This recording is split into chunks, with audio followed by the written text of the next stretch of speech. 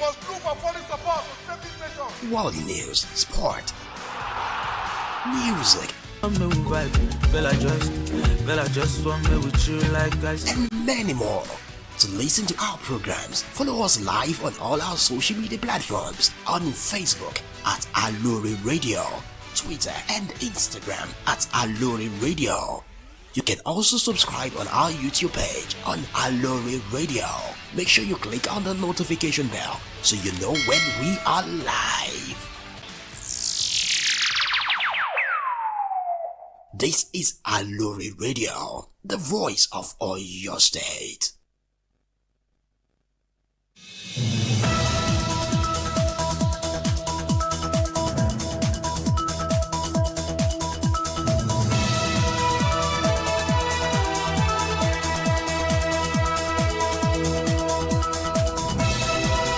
SafeMusicList.com. gẹ́rẹ́gẹ́ láago méjì lù ẹ káàsán àsìkò iṣẹ́ látàárọ̀ èyí ni rédíò Alóore tó kalẹ̀ sí yàrá gbóhùnsáfẹ́fẹ́ GSM níléeṣẹ́ ètò ìròyìn àṣà tó ń tìrìnàjò afẹ́ ìpínlẹ̀ Ọ̀yọ́ secretariat Agodi nílùú Ìbàdàn Ọlálékan Rahim lóníròyìn ìròyìn àgbáyé la mú wá fún yín ṣáájú ẹjẹ́ àgbọ̀ àwọn kókó tó ṣúyọ nínú ìròyìn náà. Ìjọba ìpínlẹ̀ Ọ̀yọ́ ti bi àwọn ibìkan wó eléyìí tí wọ́n kọ́ láì bófinmu ní agbègbè Olúńlọ́yọ̀ GRA. Ìjọba ìpínlẹ̀ Ọ̀yọ́ ti ṣẹ́ pé kò sí àjàkálẹ̀ àrùn kọ́lẹ́rà nípínlẹ̀ yìí. Ìjọba ìpínlẹ̀ Ọ̀yọ́ dá àwọn ọ̀dọ́ lẹ́kọ̀ọ́ nípa sísísọ lójú ìdọ̀tí di ọ̀rọ̀. Ìjọba àpapọ̀ ilẹ̀ Nàìjíríà ti sísọ lójú ètò kan èyí tí yóò fòpin sí ìwà ìgbésùmọ̀mí ní ẹkùn ìwọ̀ oòrùn àríwá ilẹ̀ Nàìjíríà. Nílẹ̀ òkèèrè, àwọn orílẹ̀-èdè àgbáyé nínú àjọ G20 tí wọ́n jẹ gbèsè jùlọ ti farahàn níbi ìpàdé láàrin àwọn olùṣirò owó àgbà tó wáyé. Ìròyìn ọ̀hún rèé lẹ́kùnrẹ́rẹ́. Ìjọba ìpínlẹ̀ Ọ̀yọ́ ti bi àwọn ibìkan wó lulẹ̀ ní agbègbè ilé ìjọba ní ọmọ Olúńlọ́yọ̀ GRA tó wà ní Adé-Ọ̀yọ́ Ring Road nílùú Ìbàdàn látàrí kíkọ́ nǹkan ilẹ̀ ìjọba láìbófinmu, wíwọ ilẹ̀ ìjọba láìtẹ̀lé ìlànà tó yẹ àti bẹ́ẹ̀ bẹ́ẹ̀ lọ. Ètò bíbi àwọn ibìkan wó ọ̀hún ló dé ilé ẹ̀kọ́ Aquatech tí wọ́n ti ń kọ́ nípa ètò ọ̀gbìn àtìmọ̀ ayélujára èyí tí ó wà nílùú Ìbàdàn níbi tí olùdásílẹ̀ ilé ẹ̀kọ́ náà ti ya ilé ìjọba lò láì gba ìyọ̀ǹda.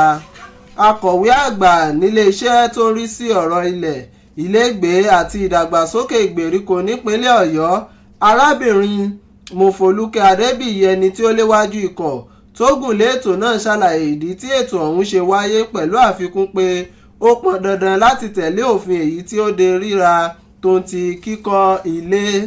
Arábìnrin Adébíyì ṣàlàyé síwájú ilẹ̀ ọ̀hún jẹ́ èyí tí ìjọba ìwọ̀ oòrùn Ìjọ̀hún rà láti fi kọ́ ilé ìwòsàn Adé-Ọ̀yọ́ ní agbègbè Ring Road àti fún àwọn ìwúlò mìíràn pẹ̀lú àfikún pé ìjọba sì ti ṣe gbogbo ètò tó tọ́ fún àwọn tó ní ilẹ̀ ọ̀hún ní pàtó tí ìjọba sì ti kọ onírúurú ìwé sí àjọ tó ń rí sí ààtò ilẹ̀ láìmọye ọdún sẹ́yìn, ṣùgbọ́n tí àwọn tí wọ́n lo ilẹ̀ ìjọba náà kò kọtí ìgbọ̀n sí ìkìlọ̀.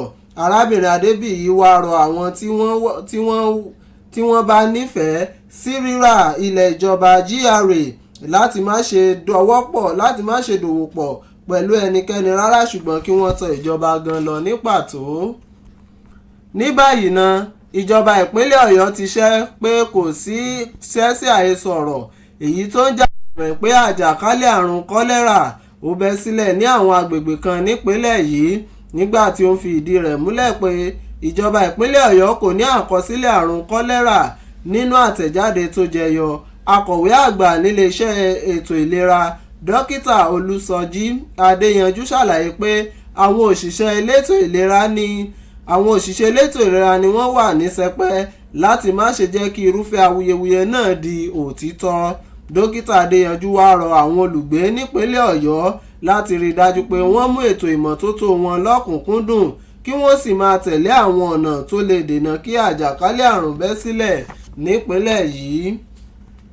Wàyí o, ìjọba ìpínlẹ̀ Ọ̀yọ́ ti ró àwọn ọ̀dọ́ nípínlẹ̀ yìí láti mú ètò sísọ ike àti ìdọ̀tí di ọ̀rọ̀ lọ́kùnkúndùn nígbà tí ó ń sọ̀rọ̀ níbi ètò kan tí ó máa ń wáyé ní ẹ̀ẹ̀kan ní ọ̀sẹ̀ méjì èyí tí àkòrí rẹ̀ ń jẹ́ olórí àwọn òṣìṣẹ́ ọba sọ̀rọ̀ ní orí ìkànnì rédíò Alóore níléeṣẹ́ ètò ìròyìn àṣà àti ìrìnàjò afẹ́. Akọ̀wé àgbà níléeṣẹ́ tó ń rí sí ètò ìmọ́tótó àyíká àti àwọn ohun àlùmọ́ọ́nì ilẹ̀ arábìnrin Modúpẹ́ Adélẹ́yẹ ṣàlàyé pé àwọn iléèwé lè ṣàmúlò àfojúsùn ìjọba nípa sísọ ìdọ̀tí di ọrọ̀ láti dá àwọn ọmọdé lẹ́kọ̀ọ́ lórí àǹfààní tó wà nínú yíya ike padà.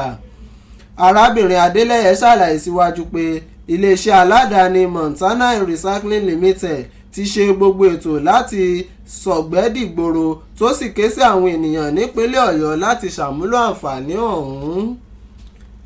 Ìjọba ilẹ̀ Nàìjíríà ṣetán láti ṣíṣọ lójú ètò tuntun kan tí a mọ̀ sí Pùlùkù Solution èyí tí yóò fòpin sí ètò ààbò tó mẹ́hẹ ní ẹkùn ìwọ̀ oòrùn àríwá ilẹ̀ wa Nàìjíríà. Igbákejì ààrẹ Alhaji Kashim Shettima òun ló ṣàlàyé èyí fún àwọn akọ̀ròyìn lọ́jọ́ àìkú àná lákòókò tó ń ṣe àbẹ̀wò sí ilé ìjọba nílùú Kánò.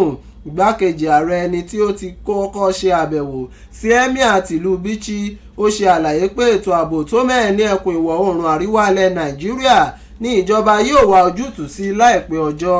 Àbẹ̀wò ọ̀hún ló wáyé lẹ́yìn nǹkan bí ọ̀sẹ̀ méjì sẹ́yìn tí ààrẹ Bọ́lá Tinubu yan àwọn òṣìṣẹ́ aláàbò jákèjádò ilẹ̀ wa tí ó sì rọ̀ wọ́n láti ṣe iṣẹ́ wọn gẹ́gẹ́ bí òtítọ́. Wàyí ò nílẹ̀ òkèrè àwọn alákòóso tó ń rí sí ètò ìṣúná lábẹ́ àjọ G20 àtàwọn ọ̀gá àgbà lẹ́ka báńkì àpapọ̀ ni wọ́n ti bẹ̀rẹ̀ ìjíròrò lónìí látàrí ìyípadà gbèsè tó gbòde kan ní orílẹ̀-èdè àgbáyé tó ń ti àwọn ètò mìíràn èyí tí ó lè mú ètò ọrọ̀ ajé rú gọ́gọ́ sí i. Ìjíròrò tún wáyé lórí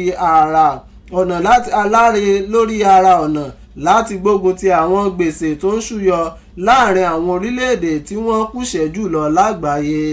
Orílẹ̀-èdè China èyí tí ó ṣe orílẹ̀-èdè kejì tó tóbi jùlọ nípa ọrọ̀ ajé tí ó sì jẹ́ ọ̀kan gbòógì nínú àwọn orílẹ̀-èdè tí ń yáni lówó fún àwọn orílẹ̀-èdè kan ní agbọn Asia àti Áfíríkà ti kọ àwọn ìgbésẹ̀ kan sílẹ̀.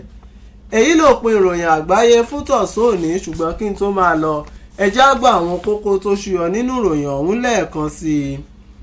Ìjọba ìpínlẹ̀ Ọ̀yọ́ ti bi àwọn ibìkan wó eléyìí tí wọ́n kọ́ láìbófinmu ní agbègbè Olúńlọ́yọ̀ọ́. Ìjọba ìpínlẹ̀ Ọ̀yọ́ ti ṣẹ́ pé kò sí àjàkálẹ̀ àrùn kọ́lẹ́rà nípínlẹ̀ yìí. Bákan náà mú wá fún yín pé ìjọba ìpínlẹ̀ Ọ̀yọ́ dá àwọn ọ̀dọ́ lẹ́kọ̀ọ́ nípa sísọ ìdọ̀tí di ọrọ̀. Ìjọba àpapọ̀ ilẹ̀ Nàìjíríà ti ṣíṣọ lójú ètò kan èyí tí yóò fòpin sí ìwà ìgbésùmọ̀mí ní ẹkùn ìwọ̀ oòrùn àríwá. Bákan náà nílé òkèèrè a mú wá fún yín pé àwọn orílẹ̀-èdè àgbáyé nínú àjọ G20 tí wọ́n jẹ gbèsè jùlọ ni wọ́n ti farahàn níbi ìpàdé láàrin àwọn olùṣirò owó àgbà tó wáyé. Èyí ló pin ìròyìn àgbáyé fún tọ̀sán tó bá tún di lọ́la kẹ́ tún pàdé wa fún àwọn ìròyìn wa lọ́lọ́kùn òjọ̀kan. Ọlálékan Rahim lóníròyìn ẹ ṣeun tẹ́ darapọ̀ mọ́ wa ó dàbọ̀. àṣà ò gbọ́dọ̀ wọlé gbẹ́yẹlé àṣà ò gbọ́dọ̀. ẹ ǹlẹ́ bàbá àdìo ẹ wo aṣọ ọ̀gbẹ́yẹlé nìkan mọ́ nísìn ẹlẹ́yẹlé gan-an làṣà ń gbé ọ̀rọ̀ ojú òní ìmọ̀ wa rí yín fún. ṣé ẹ rí nígbà tí ìjọba kọ̀ tí ó sọ̀rọ̀ láwọn ọ̀dọ́ ti ṣaṣara bàgbó pé kí gbogbo àwọn oníṣẹ́ bí ó kù lágbègbè wa ni wọ́n bá níjọba sọ pé kámórí wá ká fọrùn lẹ̀. tá ń sọ bẹ́ẹ̀ àdìo ìwọ náà sì tún pẹ̀lú ọ̀bọ jáwúra mi bí wọ́n mọ̀ pé nǹkan tíjọba àpínlẹ̀ Ọ̀yọ́ ń sọ ni pé a lè fi nǹkan tó kù díẹ̀ káàtó ṣàtúnṣe nǹkan tí ò dáa ó dáa àdìo láti gbẹ̀ tí wàá déhùn ṣé eégún kan ti wá yọrẹ sí babaláwo yín bí. rárá o bàbá. ní nǹkan tó jẹ́ pé kẹ́yìn ọ̀dọ́ tó fọn níjọba ti yàwó tùlù fún ẹ̀ṣọ́ aláàbò àmọ̀tẹ́kùn pé kí wọ́n fi tọ̀gbẹ́ tààlà láti lé gbogbo àwọn ẹni ibi jáde ní kọ̀lọ̀fín wọn bẹ́ẹ̀ ló ṣètò ọlọ́pàá scrodom ibi fáàbò gbogbo wa nípìnlẹ̀ Ọ̀yọ́ náà ni ṣèjọba tó wáá ṣèyún ní òwà rẹ̀ nìràn lẹ́rù ni ó tún mọ́ ọkọ̀ fẹ́ bí. ọ̀rọ̀ yín yé mi bàbá àmọ́ ọ̀tọ̀ ní táwọn èèyàn mọ̀ ń wíìkì.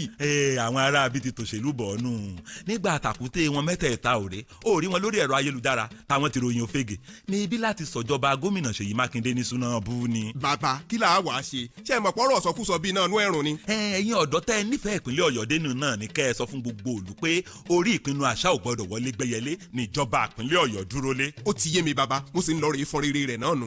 iléeṣẹ́ ètò ìròyìn àṣà ohun ìrìn àjò afẹ́ tìpínlẹ̀ Ọ̀yọ́ ló ń kéde.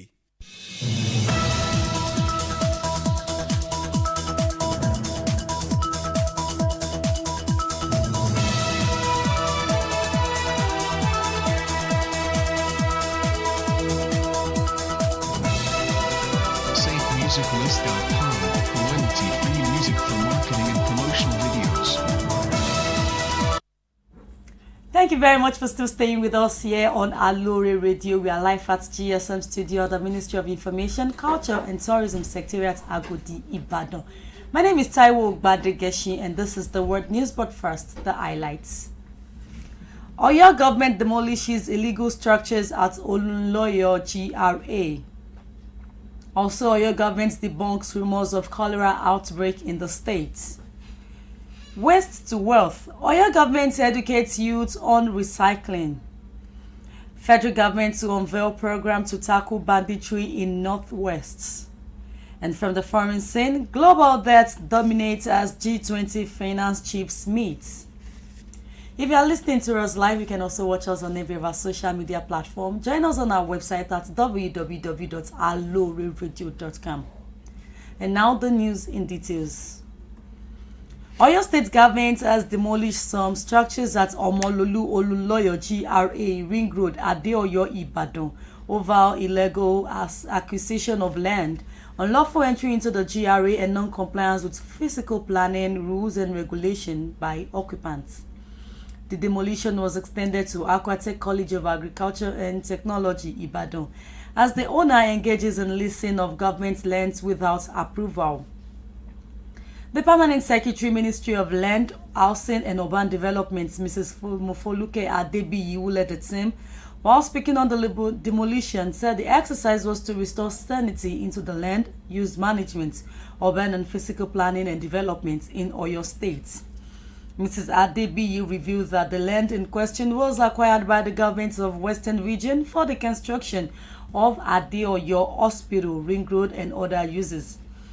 Adding that the traditional owners were duly compensated during the period, she explained that several notices were served by the Bureau of Physical Planning over the years, but affected occupants failed to do the needful.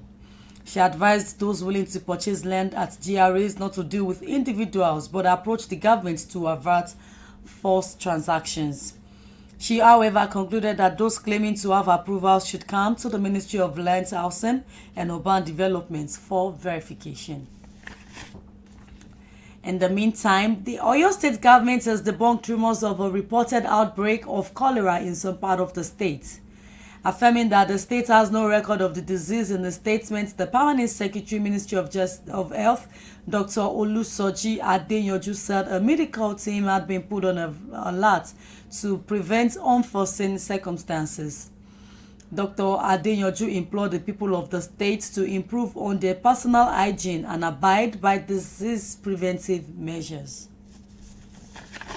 Meanwhile, in a move to inspire a more responsible citizenry on sustainability practices, the Oyo State government has appealed to youth in the state to venture into recycling of plastics and wastes.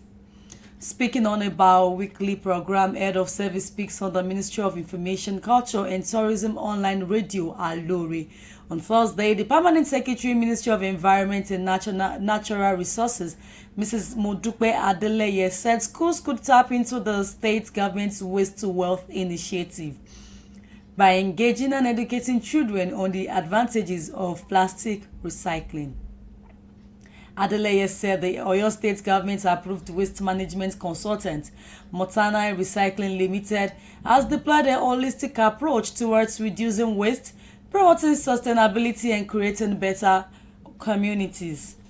She therefore charged residents to take advantage of the benefits inherent in waste recycling.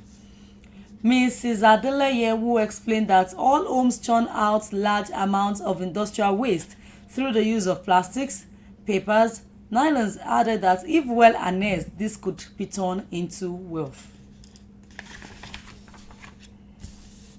In another development, the federal government is set to unveil a new program, Puluku Solution, geared towards ending the insecurity in the Northwest region.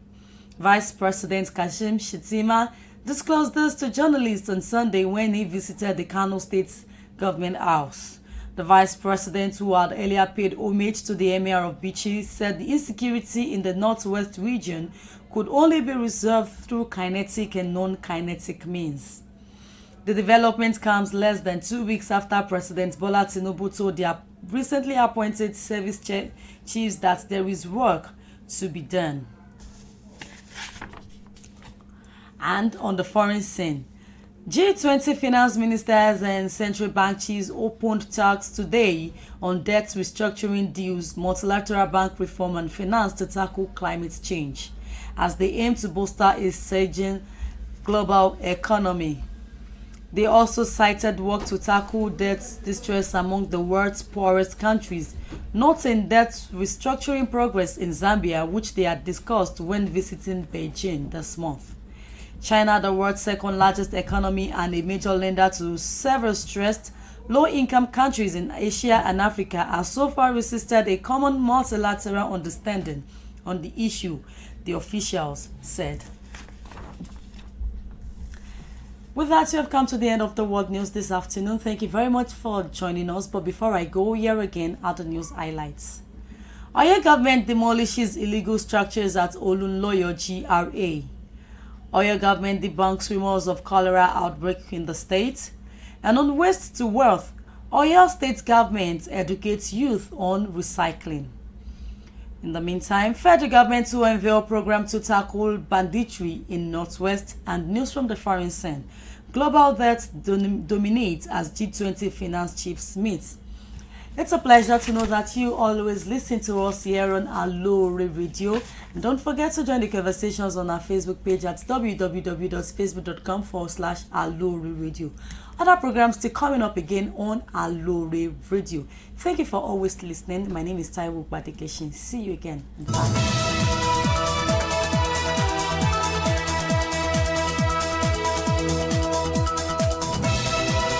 SafeMusicList.com